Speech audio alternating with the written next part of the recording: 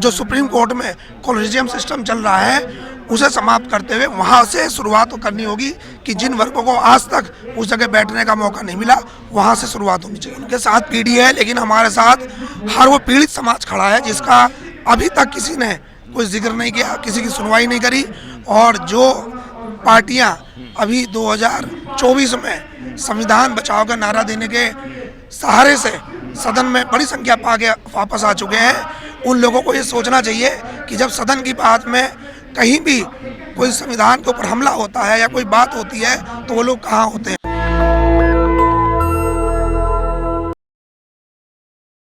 पे हमारी मुलाकात हुई है विवेक सेन जी से, जो कि सांसद चंद्रशेखर जी के प्रतिनिधि हैं, जो कि नगीना से सांसद हैं, और भी हम इनसे बात करने वाले हैं।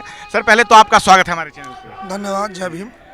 सर, अभी जो सुप्रीम कोर्ट ने फैसला दिया है कि SC ST कोटे में जो है सब कोटा होना चाहिए, चंद्रशेखर आज़ाद जी ने अपना विरोध जताया है, तो क्या है पूरा मामला, आप हमें बताएं।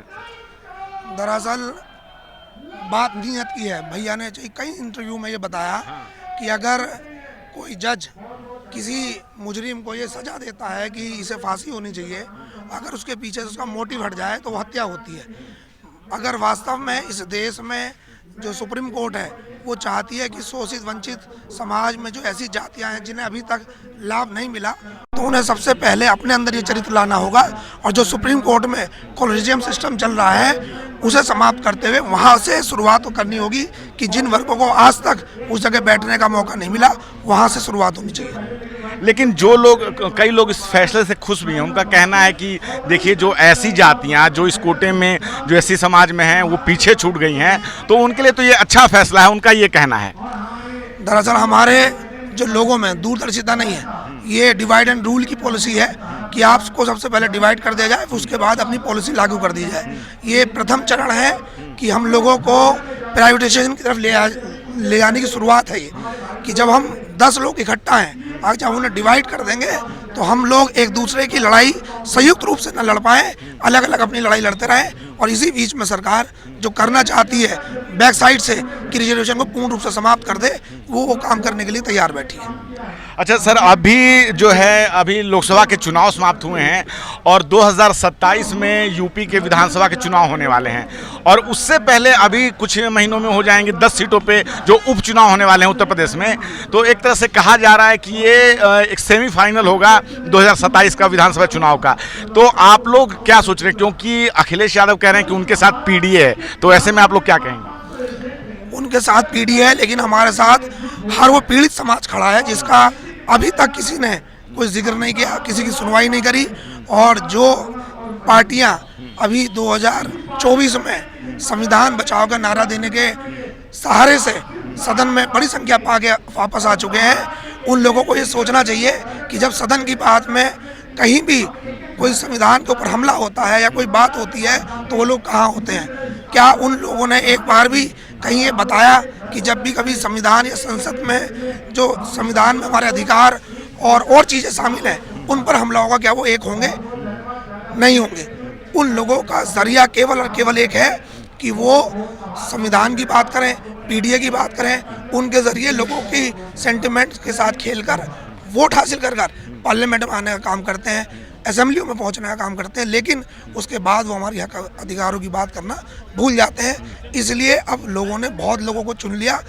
अगर हम उन्हें ही चुनते हुए आएंगे जिन्हें अब तक हमने चुना है, तो वही मिलेगा जो अब तक मिलता हुआ आया है। तो नई की बारी है, नई की शुरुआत है। भाई चंद्रशेखर आज़ाद जी देश में प्रदेश में अपनी एक अलग पहचान रखते हैं, और उत्तर प्रदेश में तो खासा वो अपना प्रभाव रखते हैं। तो लोगों की एक नई उम्मीद है, एक नई आशा है कि भाई चंद्रशेखर आज़ाद के रूप में एक नई ताकत जो है वो पार्लियामेंट में पहुंचे, असेंबली में पहुंचे, और वहाँ हमारे हक अधिकारों की बात हो। जैसे कि अभी सदन में उन्हें जितना भी समय मिल रहा वो सारा का सारा समय इस देश के उन मुद्दों पे खर्च हो रहा जिन पर कोई बात करने के लिए तैयार नहीं था अभी तक। अच्छा, क्या मतलब अब जब से चंद्रशेखर आज़ाद जी जीते हैं तब से एक उनके इमेज में एक अंतर आया है? पहले पार्टियां उन्हें अलग नज़र से देख रही थी, लेकिन अब वो जीत चुके हैं, सांसद भी बन चुके हैं। और क्या 10 सीटों पे चुनाव जो होने जा रहे हैं उसमें आप किसी पार्टी से गठबंधन करने का, या तो इंडिया गठबंधन या बसपा, क्या ऐसी कोई योजना है? क्योंकि आप उनके साथ रहते हैं, तो कुछ ऐसी बात चल रही है पार्टी में? भाई चंद्रशेखर आज़ाद जी ने समाज से गठबंधन करा है, समाज से हमारा गठबंधन होगा। और दूसरी बात, शुरुआत हो चुकी है बदलाव की, और इस शुरुआत कहाँ तक परवान चढ़ेगी ये आपको एहसास होगा इस बात का। और ये राजनीति है, कोई रंगमंच का खेल नहीं है कि ये सेमीफाइनल है या फाइनल है। यहाँ जनता अपने हकों की बात कहने वालों को देख रही है, और जो उनके हक की बात करेगा उसे मौका मिलेगा। अच्छा, लगातार संविधान तो बदला नहीं जा रहा है अभी तक, लेकिन कहा जाता है कि जब भी सरकार जो है पीछे से कुछ ना कुछ ऐसा करती रहती है कि संविधान के जो मतलब कि धाराएं हैं उसको कमज़ोर करती है। जैसे अभी SC/ST का जो मामला है, एक तरह से पूरे संविधान को बदला नहीं जाएगा, लेकिन अगर उसमें से एक एक प्रावधान ही कमज़ोर कर दिए जाए तो संविधान बदल दिया जाएगा। अभी एक मामला और आया था कि RSS को जो है उस पर से बैन हटा लिया गया है, उसमें सरकारी कर्मचारी भाग ले सकते हैं।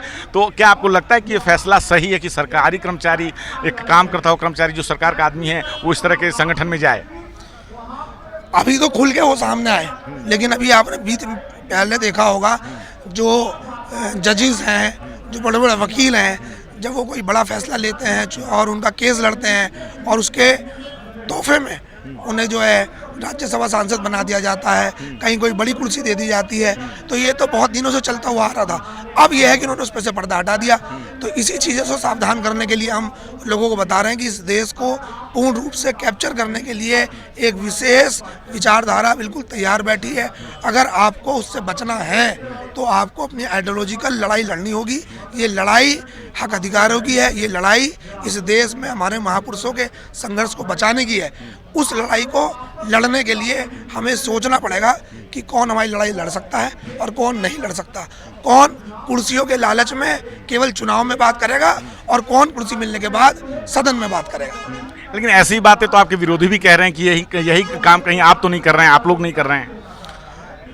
हमने तो अभी 2024 का चुनाव हुआ, 2 सीटों पे चुनाव लड़ा, और चुनाव लड़ने से पहले हमने सभी पार्टियों से कहा कि साथ आइए, लड़िए, साथ मिलकर लड़ते हैं। दुश्मन बहुत मजबूत है, उसे गिराने के लिए, उसे लड़ने के लिए एक होना चाहिए, लेकिन किसी ने हमारा साथ नहीं दिया तो समाज ने हमारा साथ दिया और हम 2 सीट पे चुनाव लड़े।